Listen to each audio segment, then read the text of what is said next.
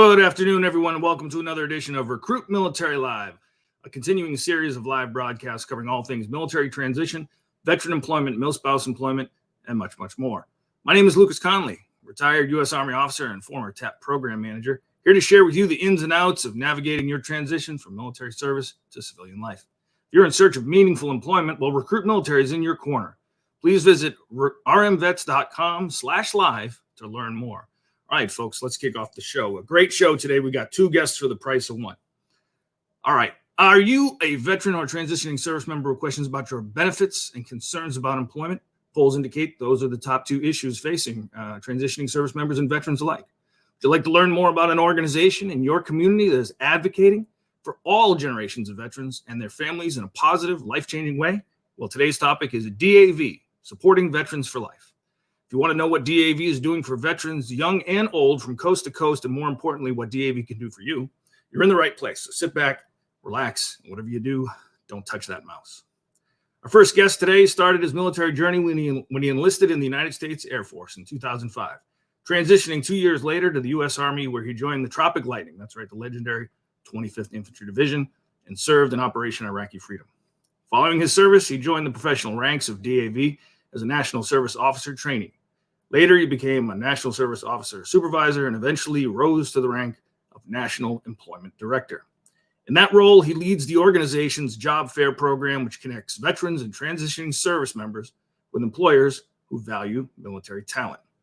Our second guest today served as a combat engineer in the U.S. Army for more than 20 years, with 4 combat tours in Afghanistan, serving with the equally legendary All-American Airborne Division, the 82nd, as well as assignments in support of U.S. Special Operations. Transition from military service to civilian employment by way of our own Recruit Military DAV Skill Bridge internship program, culminating in being hired for his current role as a National Service Officer with the DAV. Ladies and gentlemen, please join me in welcoming Mr. Ryan Burgos and Mr. David Cruz to the show today. Ryan, Dave, thanks for making time to come on the show today. Oh, of course. Good morning. Good morning. Thanks for having us. Hey, it's great to have you here. All right, folks, now that you know who we are, we want to know who you are. Hit us up in that chat window. Let us know where you're watching from, who you are, who you're with, who you serve with, what your status is, active in transition, veteran, mil-spouse, caregiver, or something else we haven't thought of. We'd like to hear from you. And throughout the broadcast, please feel free to jump into the chat with your comments, questions, and concerns. Time allowing, we will address them. All right, folks, let's get underway. Ryan, let's hear a little bit about your journey, especially the part where you made the very intelligent decision to leave the Air Force and join the most powerful army in the free world. Sure. Thank you for having me again. Well, like you said, I started I started in the Air Force right out of high school. It just so happened, you notice, I did 2 years. There just happened to be a force reduction happening in the Air Force. So I did a blue to green program, transferred over into the Army. I come from a long line of military family members. My grandfather was in the Marine Corps. My dad and my mom were both in the Army. When I was contemplating joining the military, all I knew is I didn't really want to go to school at the time. And like any good father, my dad, 24-year retired Army veteran, he said, go join the Air Force. So that's exactly what I did. Just so happened, though, they were doing that force reduction and made a real important transition into the Army. And like you said, 25th Infantry Division. Nothing else needs to be said about that. Legendary unit. Legendary unit. Now, David, I did mention that you served with the 82nd, but you closed out your career in the storied 10th Mountain Division, where I also served, the most forward deployed unit in the Army, in the whole Department of Defense, from what I understand. Tell us a little bit about your journey from growing up in the shadow of Yankee Stadium to where you are today as an NSO with the DAV. Long story short, 20 plus years ago, I was in a bad situation back in the Bronx. If I would have stood there, I don't even know where I would have been right now.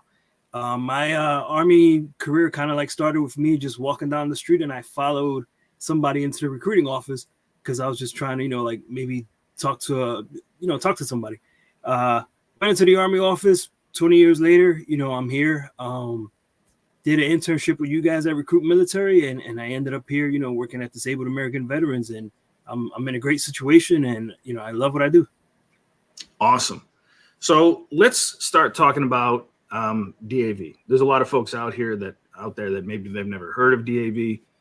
Maybe they've seen the shuttle vans, or maybe they've seen some information on the paper, but they don't really know what DAV is, what their organizational mission is. Ryan, can you break this down for us? Sure. So disabled American veterans, we've been around for over 100 years now. We like to consider ourselves a one-stop shop for service members and their spouses when they're making that all-important transition off of active duty. Everybody knows that DAV is there to help with claims work.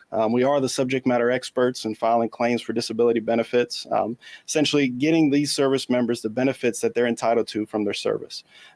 But there's more to transitioning off of active duty. They need meaningful employment opportunities as well. So that's when our employment department stood up. It's been almost a decade now. And it's our job boards that we have. There's over 270,000 active vacancies that's on there right now. We have our strategic partner, RecruitMilitary, who we attend job fairs with all over the country. In fact, this year we had over 100 job fairs. That's in-person and virtual events. Wow. But we have our transition service officers. These are the individuals that are boots on the ground, on bases, in these TAP classes, and educating service members on the importance of filing their disability benefits claims. And DAV, another important aspect is our legislation department. These individuals, nothing would be possible without these guys. They're on Capitol Hill on a daily basis, fighting for additional veterans benefits. And we also have our membership department, where all of our services are free. Representation is free. Membership, of course, is paid. However, I was on a call the other day, and I heard a veteran say that I didn't join DAV. DAV joined me. And I like that statement simply because we meet the veteran and that spouse exactly where they are, and we represent them to the fullest. That's awesome. That's awesome. Now, David, Ryan's been around for a hot minute. You're pretty new to the team. As a newly minted NSO, what are some of the things you're doing for veterans in your role? Every day, besides just educating them, because a lot of the times we just don't know. I found this firsthand in my transition. I was like, what the heck is a DAV? Actually, I didn't know what the DAV was until Lucas told me what the DAV was, because we would say in our recruit military speech, like, hey, welcome to the DAV, recruit military, how can we help you? I was like, what's a DAV? So when you went over everything, I was like, wow, it's pretty good. Seems like pretty good company. I found out more. I educated myself. I went on DAV.org. And as far as like my position right now, it's all about claims. It's helping veterans understand what's hurting them, what conditions they might have incurred during their military service, how to, get their compensation for it. Benefits that apply to them that they might not even know of, even when, knock on wood, our time passes for everybody. When they pass, some of the stuff that could be passed down to their families. And correct me if I'm wrong. You said a lot about education there, and I hit on this. And I recently experienced this myself when dealing with the VA. And I had been informed that the condition I have in my right shoulder, for example, I don't want to get into my medical records, but somebody told me that the way in which the VA rates that had changed. So is it safe to say these standards, these regs, benefits, they change frequently? And so it pays to stay in the know? Oh, yeah, absolutely. It does. Just recently we changed, well, not us, but like the VA changed their representation form. And it's just, a date or whatever. And we're working those. And I'm like, it's a revolving cycle. Everything changes. You got to stay hip to the game. You got to, like I always tell everybody, you got to make sure you're educating yourself. If you don't know, how are you going to, be in a better position? So whether you served 10 years ago or you're a Vietnam veteran, someone can call you and take a claim from zero to decision. Absolutely. Whether you served 2 weeks in basic training and you got put out for a bunion on your toe, to doing 20 to 35 years in the Army, DAV, we're here for you. That's amazing. That's amazing. Ryan, it seems like every time I turn around, I'm seeing something else on LinkedIn. I'm getting solicitation emails. I'm getting messages. It seems like there's more veteran services organizations and self-proclaimed veterans advocates out there than I can even count. Hundreds, maybe even thousands. How does DAV stand out in an already very crowded field? For one, like I said, DAV has been around for over 100 years, and we are the most prolific service organization out there when it comes to helping veterans obtain their disability benefits. However, all of those other organizations, they are still a good advantage for our service member community, simply because their voice makes the veteran benefit voice on Capitol Hill that much louder. We can always use additional veterans benefits, and all those service organizations that's out there, they assist with that voice. However, it's also important to note that we want to make sure that our service members are getting these benefits free of charge, because that's vitally important. You mean to tell me that there's some people out there that are charging for this? There is. We recognize them as claim sharks, and it's very important that service members realize that they shouldn't have to be paying for these benefits. It should be a benefit that they've earned through their service. They shouldn't have to pay somebody else to do some paperwork for them. And that's what makes DAV the best thing. We are the subject matter experts. Like I said, representation is free. Can't be free. And we know what we're talking about. So if there's a service member or a veteran listening that's kind of on the fence, didn't really know which angle they want to go yet, look into DAV. We've been around this long for a reason, and we've helped this many veterans for a reason. We know what we're doing. All right. Well, you're going to have a chance to show it here in a second, because Rob Aguilar has a question for you. Now I can't read it. Question for the group: did the VA change the rating for sleep apnea? I was diagnosed while in service, yet the VA rated me at 0%.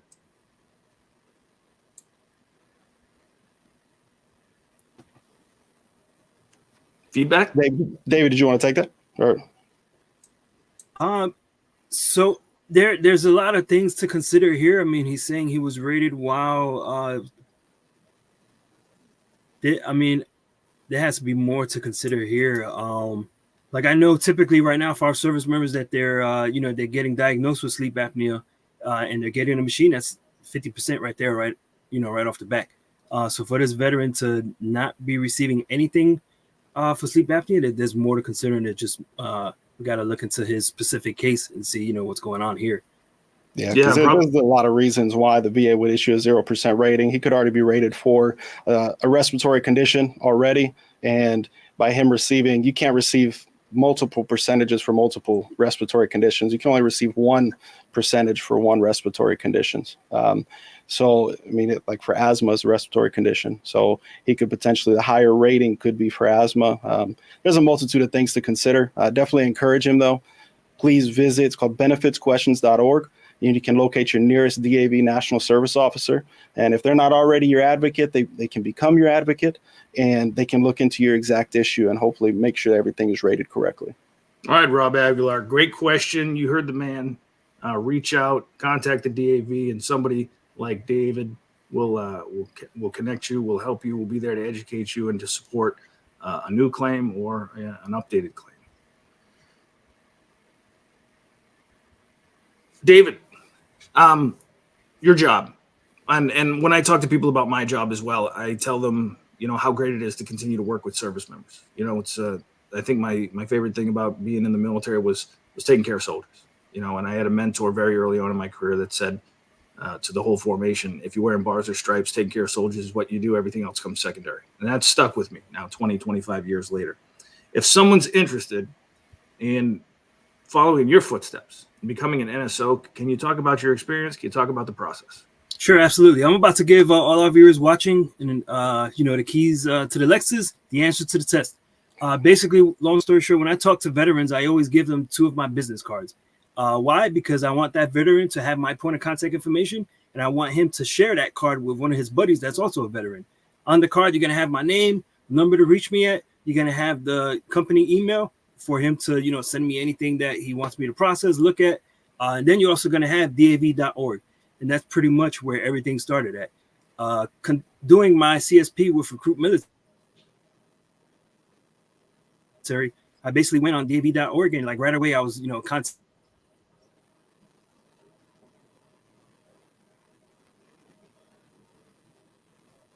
linked up with some from upstate Fort Drum, New York, to right now I'm by Fort Jackson. I love it down here. Last week we had about 70-degree weather.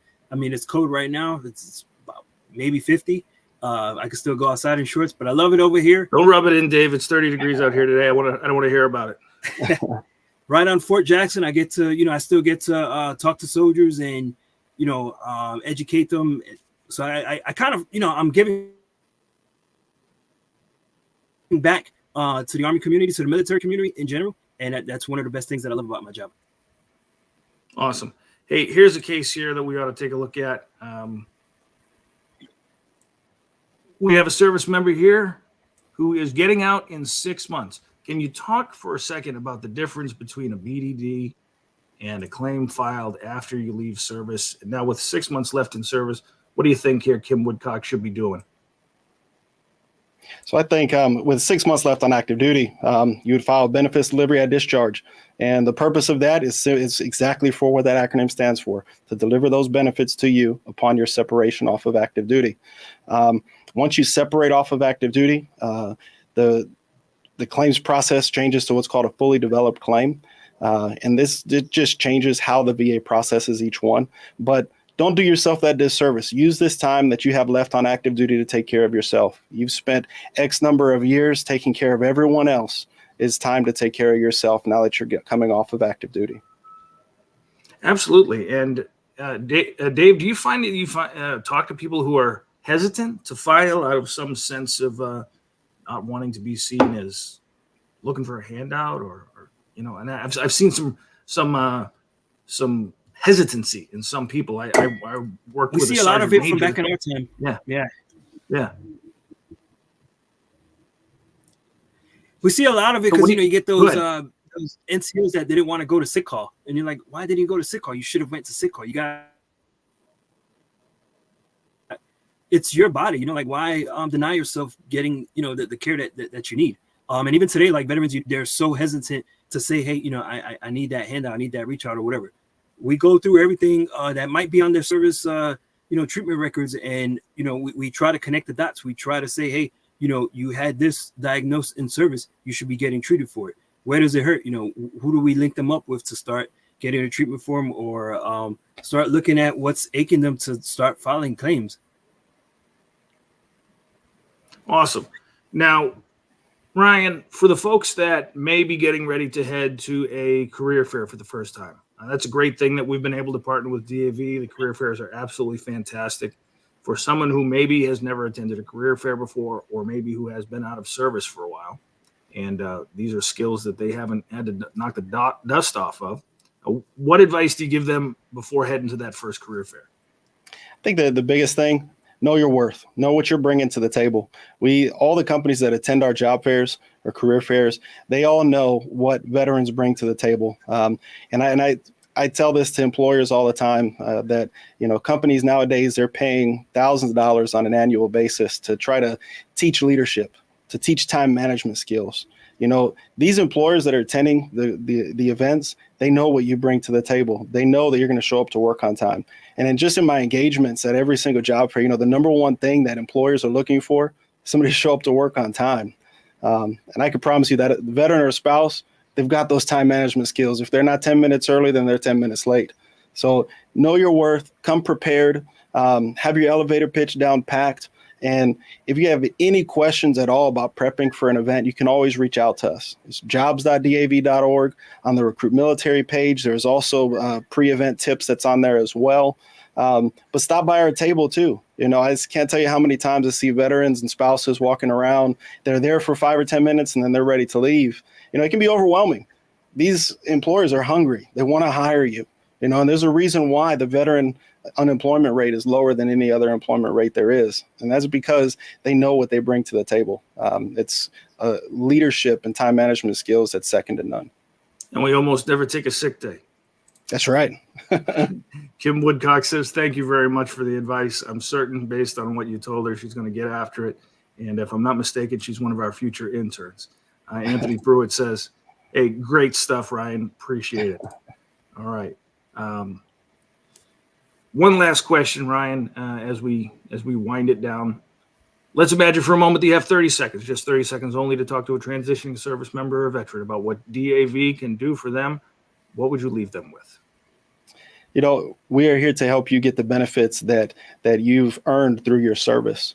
Don't be too hesitant. Like I said before, you want to make sure that it's time to take care of yourself, and you've spent X amount of years on active duty, taking care of others. Now it's your turn to take care of yourself and make sure that you have a meaningful work opportunity when you separate from service, and that you have your benefits taken care of. And it should be something done free of charge.